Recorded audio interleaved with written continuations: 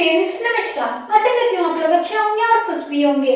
BDS academy 2.0 पे आप लोगों के सामने आ चुकी है रोशनी मैम, जो कराती है बीएड फर्स्ट ईयर का क्लास। तो बीएड फर्स्ट ईयर से जो भी क्वेश्चन आ रहा है आप लोगों को सीधे यूट्यूब चैनल पे दिया जा रहा है, यानी बीडीएस अकेडमी पे आप लोगों को पढ़ाया जा रहा है। तो आप लोगों को मैं बता दूं, जो लोग अभी तक बीडीएस अकेडमी 2.0 को नहीं सब्सक्राइब किए, नहीं बेल आइकन दबाए हैं, जल्दी जाइए बेल आइकन दबा लीजिए, क्योंकि आप लोगों को हर एक अपडेट बीए से संबंधित आप लोगों को इस पे मिलने वाला है। तो आप लोग निश्चित तरीके से और निश्चिंत होकर बैठिए, रोशनी मैम आप लोगों को पूरा क्लास कराएगी, यानी बीएड जितने भी क्लास होंगे आप लोगों को सारी क्लास कराएगी और उसके साथ साथ आप लोगों को प्रैक्टिस भी करवाएगी। तो आज मैं फिर से आप लोगों का पढ़ाने आ गई हूँ पेडागोजी ऑफ स्कूल सब्जेक्ट, जिनका विषय है 25 से 27 से 26 से 28 से। उन सारे विद्यार्थी हमारे क्लास को जरूर ही ज्वाइन कीजिए, ताकि आप लोगों को अच्छे से अच्छे नंबर आ सके।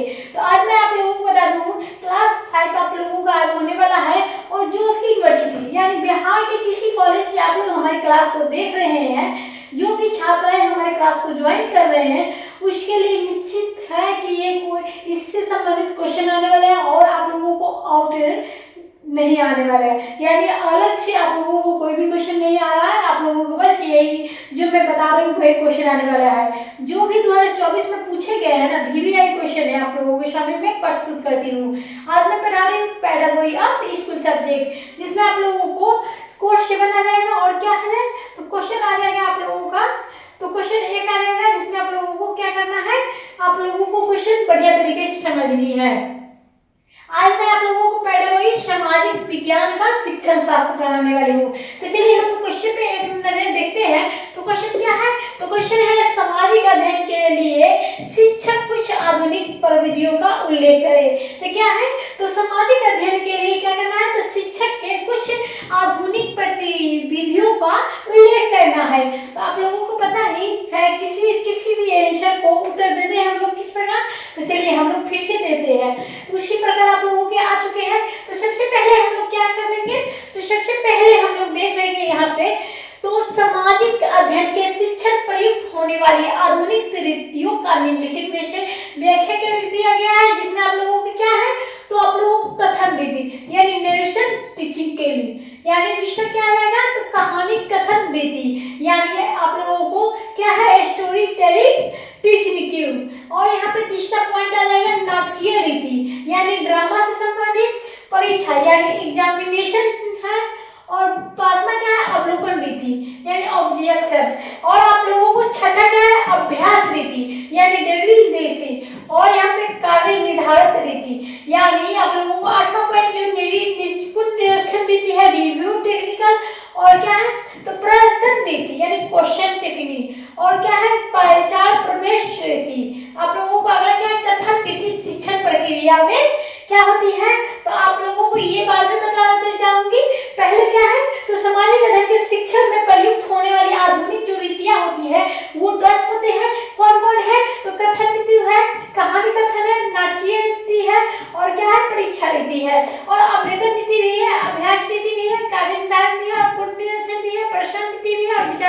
और आप लोगों को अब सबसे पहले बताया जाएगा कथन रीति, यानी कथन रीति क्या होती है, किस प्रकार की होती है, ये सारी बातें आप लोगों को इस क्लास में बताई जाएगी। चलिए क्या है, कथन रीति शिक्षण प्रक्रिया में कभी कभी ऐसे अवसर उपस्थित हो जाते हैं जब शिक्षक कथन रीति का प्रयोग करना पड़ता है। क्या करना पड़ता है, तो कभी कभी ऐसे अवसर प्राप्त होने लगते हैं, उपस्थिति होने लगते हैं, जब क्या करता है, तो शिक्षकों को कथन रीति का उपयोग करना पड़ता है।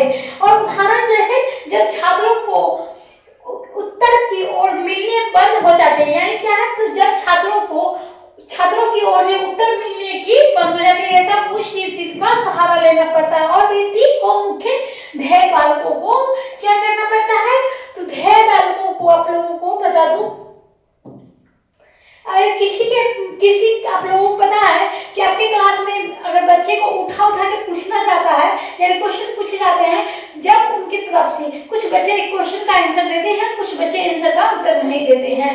तो इसलिए आप लोगों को बता दो, क्वेश्चन का आंसर देते देते अगर थक जाते हैं बच्चे, तो क्या करते हैं, तो एक टीचर को एक सहारा लेना पड़ता है, वो भी किसका, तो अप्रत्यक्ष वस्तु का ज्ञान कराना पड़ता है, यानी का वस्तु का ज्ञान दिया जाता है और इनके गणित यानी इनके गणित वस्तुओं को सरल एवं सुगम रूप से छात्रों को समझ प्रस्तुत किया जाता है। यानी सरल और सुगम बनाकर क्या छात्रों को बताया जाता है कि इस प्रकार से होगा। चलिए, क्या है सामाजिक विषयों में शिक्षण के इस रीति का उपयोग बहुत ही लाभदायक सिद्ध हुआ है और सामाजिक अध्ययन के शिक्षण के इस रीति का उपयोग समय समय पर करना पड़ता है, परंतु क्या हो जाएगा तो प्रत्येक अध्यापक इसका उपयोग सफलता के साथ नहीं कर पाते हैं और इसका सफल प्रयोग के लिए क्या है आधुनिक बातों पर ध्यान देना आवश्यकता है।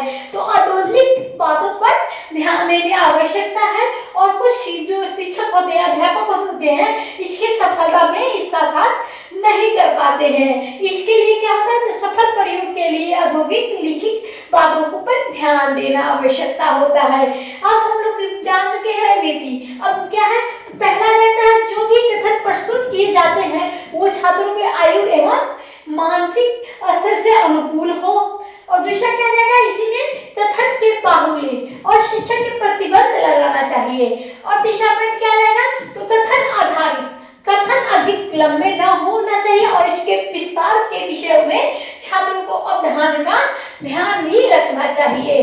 अब अगला पॉइंट हम लोग देख लेते हैं चौथा, कथनों का भाषा एवं शैली बोधगम्य शुद्ध एवं सरल होनी चाहिए और भाषा का प्रयोग करते समय छात्रों के मानसिक एवं शब्द ज्ञान का ध्यान रखना चाहिए। क्या करना चाहिए तो मानसिक स्तर एवं शब्द ज्ञान का ध्यान रखना चाहिए।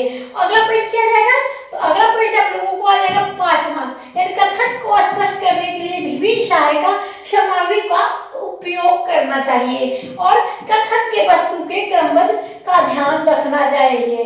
क्या है तो आप लोगों को समझ में आ गया कथन रीति किसे कहते हैं। आप लोग क्लास को ज्वाइन करते रहिए और बढ़िया तरीके से आप लोग फीडबैक देते रहिए।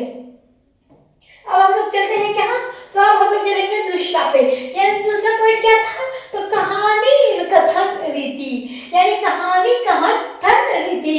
इस रीति का उपयोग छोटी कक्षाओं के शिक्षण के तक सीमित है, यानी 5 या 6 तक क्लास में ये है सीमित है और स्तर बालकों को कौतूहल की प्रवृत्ति प्रधान होता है।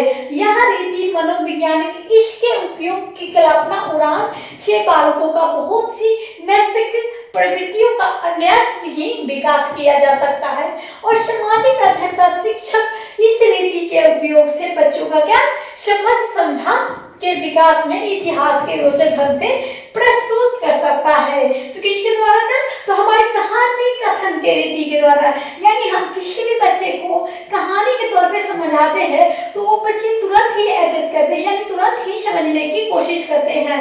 और आप लोगों को ऐसे में बताऊंगी तो आप लोगों को थोड़ा समझने में दिक्कत होगी, लेकिन अगर आप लोगों को कोई भी कहानी कोई भी बातें से बतलाने की कोशिश करूंगी तो आप लोग तुरंत ही दिमाग में सेट कर सकते हो।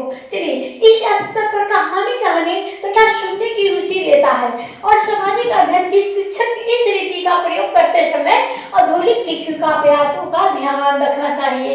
पहला क्या जाता है इसमें तो कहानी कथन रीति में हमारा पहला पॉइंट आ जाएगा कहानी के क्रमानुसार प्रस्तुत किया जाए और कहानी की भाषा शैली तथा विषय वस्तु को सरल एवं बालकों को मानसिक स्तर एवं आयु के अनुकूल होनी चाहिए। यानी क्या है विषय वस्तु यानी किताब से ही होनी चाहिए जो बच्चे को पढ़ाया जाता है और भाषा शैली वो इसी में से और सरल हो, यानी समझने में बालकों को जो हो वो बढ़िया हो और क्या है उसके साथ साथ उसके आयु और मानसिक स्तर का भी अनुकूल होनी चाहिए। तीसरा पॉइंट क्या है कहानी का ढंग रुचिकर और भावपूर्ण एवं स्वाभाविक होना चाहिए। यानी जो बच्चे के है यानी बच्चे को हम कोई भी कहानी बतला रहे हैं तो वो बच्चे को समझने की इच्छा होनी चाहिए और आप लोगों को भावना यानी कोई भी बच्चे भाव से अगर कोई भी कहानी सुनते हैं उसे क्या कहेंगे भावपूर्ण और स्वाभाविक आप लोगों को होनी चाहिए। और यहाँ पे चौथा पॉइंट क्या है कहानी की पाठ्य वस्तु में सामाजिक जीवन का वास्तविक परिस्थितियों में संबंध स्थापित किया जा सकता है।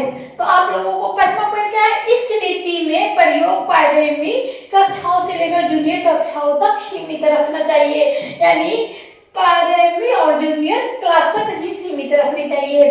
अगला पॉइंट हम लोग चलते हैं तीसरे में। अब हम लोग क्या जानेंगे तो नाटकीय रीति शिक्षा।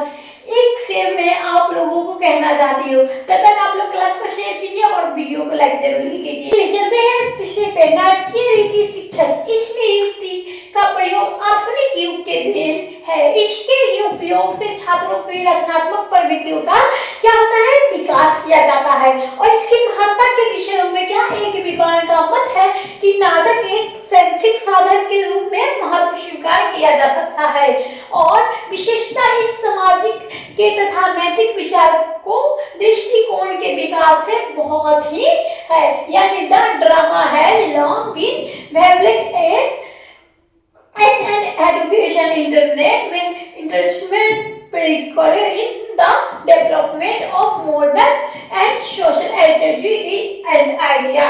यानी इसके प्रयोग में बालक स्वीक्रिया द्वारा ज्ञान अर्जन करता है और सामाजिक अध्ययन का शिक्षक इस रीति का प्रयोग के लिए पर्याप्त अवसर है, यानी पर्याप्त अवसर है। उदाहरण के अनुसार हम लोग समझा दिया जाए तो सामाजिक एवं ग्रामीण समस्याओं में विभिन्न ऐतिहासिक महापुरुषों के जीवन में, कथाओं में अभिनय, स्वास्थ्य नियमों के आदि का ज्ञान अभिनय द्वारा दिया जा सकता है।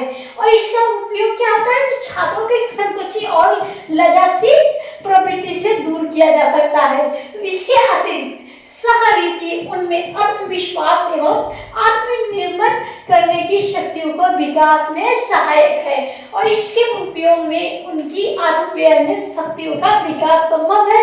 और सामाजिक अध्ययन के शिक्षक इस रीति का प्रयोग करते समय आधुनिक बातों का क्या करते हैं, ध्यान करने की आवश्यकता करते हैं। पहला पॉइंट क्या है, इसका उपयोग वही शिक्षक करेंगे जो अभिनय कला के कुशल हो।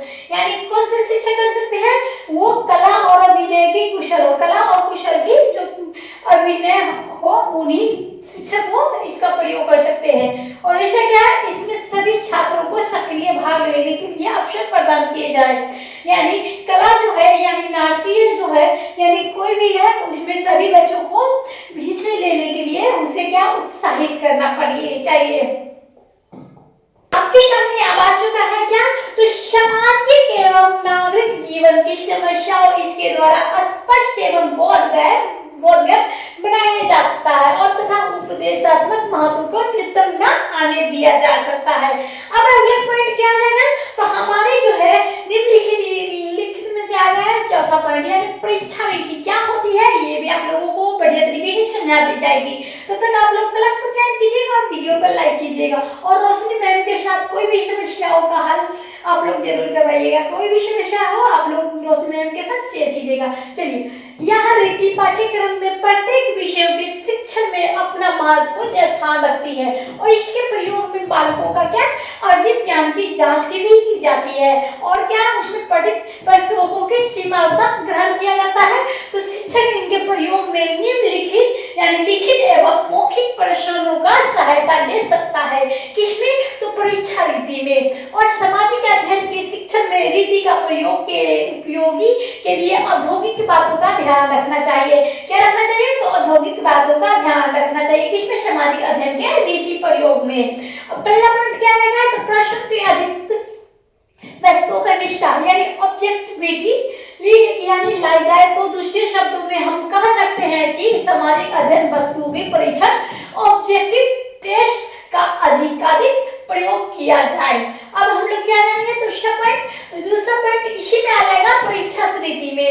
प्रश्न संक्षिप्त सरल भाषा तथा अर्थपूर्ण हो और क्या है, प्रश्न प्रस्तावित पाठों का अधिकतम क्षेत्र में आधारित किए जाने चाहिए। अब अगला पॉइंट क्या है, प्रश्न का अंकलन निष्पक्ष भाव से किया जाना चाहिए और परीक्षाओं को द्वारा छात्रों की उनकी कठिनाई को क्या होता है, अशुद्धियों का अवगत कराकर उनके दूर करने के लिए सुझाव प्रस्तुत करने चाहिए और इसके लिए शिक्षक की क्या पुस्तिकाओं पर टिप्पणी लिख कर देनी चाहिए। लोगों को समझ में आ गई। चौथा क्या, मौखिक परीक्षाओं की व्यवस्था की जाए और इसके पालन व्यक्तित्व और विषयों के प्राप्त ज्ञान प्राप्त किए जा सके। तो आप लोगों को क्या परीक्षा रीति भी समझ में आ गया बढ़िया तरीके से। अब हम लोग क्या करेंगे, तो अब हम लोग चलते हैं अवलोकन रीति पर। यानी क्या था, अवलोकन रीति जो था आप लोगों के सामने, उस पे चलते हैं। यानी 5वां पॉइंट जो था अवलोकन विधि था, यानी रीति। निरीक्षण ज्ञान अर्जन के एक सुबोध एवं प्रभावशाली साधन है। इसके प्रयोग द्वारा बालक को क्रियाशील रहकर भी किसी वस्तु का ज्ञान प्राप्त कर सकते हैं। इसका पर्याप्त जो है प्रकार प्राप्त किया जा सकता है। ज्ञान अस्थायी होता है और सामाजिक अध्ययन के शिक्षक की इस रीति का प्रयोग द्वारा बालकों को क्या किया जाता है, तो सामाजिक जीवन एवं उनकी वास्तविक परिस्थितियों से संबंध स्थापित करा के उनका वास्तविक ज्ञान प्राप्त कर सकते हैं। और इसके उपयोग बालक का स्वतंत्रता पूर्वक निरीक्षण करने की अवसर देना चाहिए। क्या देनी चाहिए आप लोगों में, तो क्या है, तो इसके उपयोग में बालकों को स्वतंत्रता पूर्वक निरीक्षण करने का अवसर देना चाहिए। अब क्या है छठा, यानी उस छठा को क्या कहेंगे, तो अभ्यास रीति। अभ्यास रीति में आप लोगों को क्या पढ़नी है, तो अभ्यास रीति में आप लोगों को पढ़नी है कि एम.पी. मुफात, यानी एम.पी. मुफात ने अभ्यास करते का अर्थ क्या स्पष्ट करते हुए लिखे हैं कि अभ्यास का प्रयोग पूर्ण निरीक्षण की अपेक्षा निश्चित प्रस्तुतियों के स्वतः बनाने के लिए प्रयुक्त जाने वाली आवृत्ति मूलक प्रक्रिया के लिए प्रयुक्त किया जा सकता है। और साथ ही इसका प्रयोग कौशल पूर्णता आदतों का निर्माण एवं विशेष तत्वों के अस्थायी बनाने के लिए भी किया जा सकता है। आप लोग समझ गए कि अभ्यास रीति क्या है। अगर हम किसी भी चीज को अभ्यास करते हैं, रिवीजन करते हैं, तो उसे हमारे दिमाग में सेट होने से कोई भी दिक्कत नहीं होगी और उसे बढ़िया तरीके से समझने में भी हम लोगों को कोई भी कठिनाई नहीं होगी। और अभ्यास करते हैं ना आप, तो आप लोगों को रिवीजन होते रहता है, तो आप लोगों का वो क्वेश्चन रिपीट हो जाएगा और याद भी हो जाएगा फिर से। क्या है, तो शिक्षण का प्रभावशाली बनाने के लिए अभ्यास रीति को बहुत ही लाभदायक यह रीति थॉर्नडाइक और अभ्यास नियम के आधारित इस नियम के अनुसार बालक किसी भी तथ्य के जितने बार आवृत्ति करेगा वह उतना ही स्थायी रूप से मुफात के अनुसार सामाजिक अध्ययन का शिक्षण इस रीति का उपयोग आधुनिक बातों के लिए भी किया जाना चाहिए।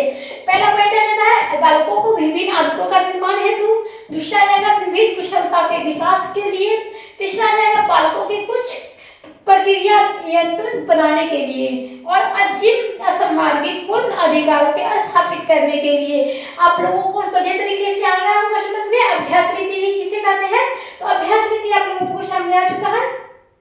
क्या है, तो अभ्यास रीति के बाद आ जाएगा पूर्ण निरीक्षण। यानी क्या आएगा, पूर्ण निरीक्षण में क्या है, तो रीति पूर्ण निरीक्षण का सामान्य अर्थ पाठ के समापित अंशों की आवृत्ति से लिया जाता है, परंतु छात्रों का अध्ययन को बिना किसी रोक टोक से निर्देशित करने के लिए उपयोगी समझा सकता है।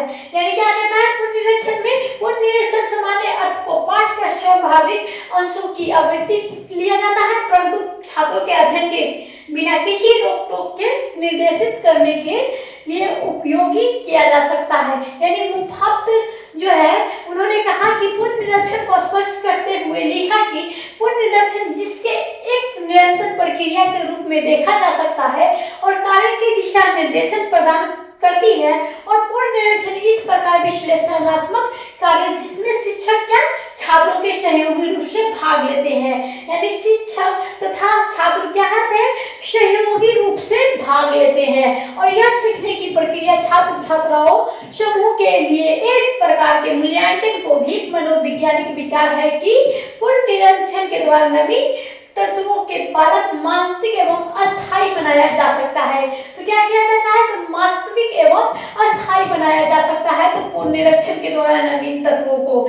तो इस रीति का उपयोग प्रश्नोत्तर के माध्यम से होनी चाहिए और इसके प्रयोग विचारात्मक प्रश्नों का बहुल हो तो अच्छा होगा।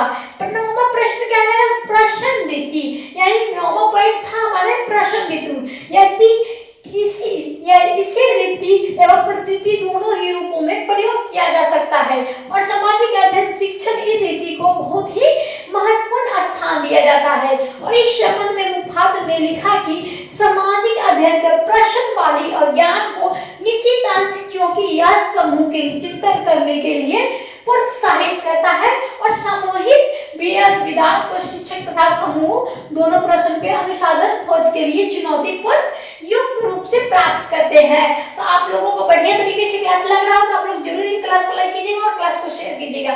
इसके द्वारा सीखने की प्रक्रिया भी बनाना जाता है और प्रश्न का प्रयोजन निम्न प्रकार से होता है। कार्य के लिए प्रति रुचि का जिज्ञासा जागृत करना, यानी कार्य जो भी पढ़ाई लिखाई के प्रति हो रुचि और जिज्ञासा यानी पढ़ने की इच्छा भी जागृत करना और निर्धारित कार्य के लिए प्रेरणा प्रदान करना और पथ प्रदर्शन करना। आप लोगों को 9वां पॉइंट भी समझ में आ गया अच्छी तरीके से।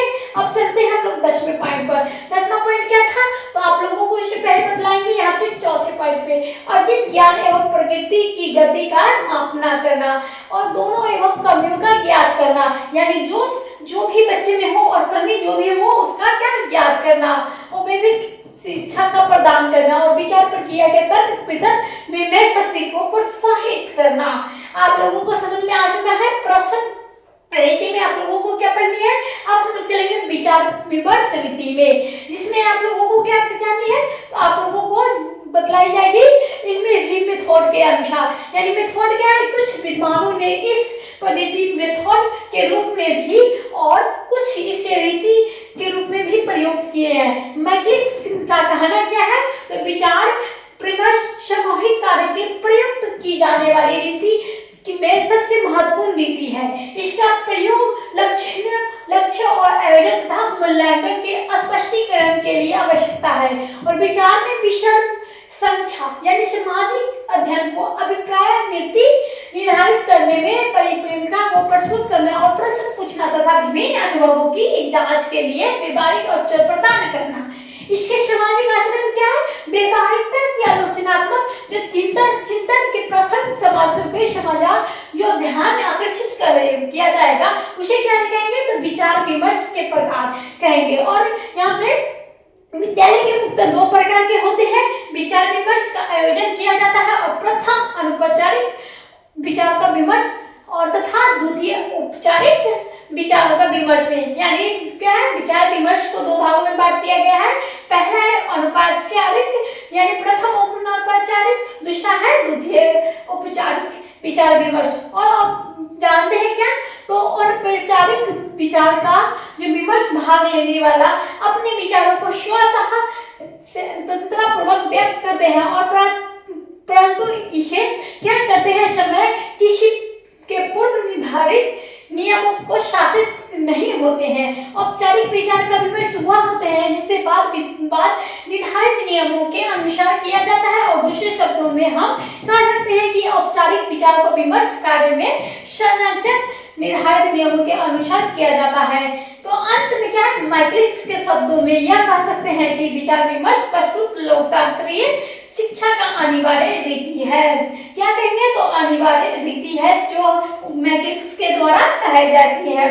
तो आज के लिए बस इतना ही। अगले क्लास में आप लोगों को फिर से लेके आऊंगी बीएड से संबंधित वीवीआई क्वेश्चन और पेडागोजी स्कूल सब्जेक्ट से जो भी आप लोगों को 2024 2022 2023 के बीच में जो भी क्वेश्चन वीवीआई पूछे गए होंगे आप लोगों को बीएड एग्जाम में, आप लोगों को वो सारे क्वेश्चन आप लोगों के यहाँ पे बदलाई जाएगी। तो अभी तक आप लोगों क्लास को शेयर कीजिए, क्लास को लाइक कीजिए और क्लास को अंत में आप लोग फीडबैक जरूर दीजिएगा। तब तक के लिए धन्यवाद।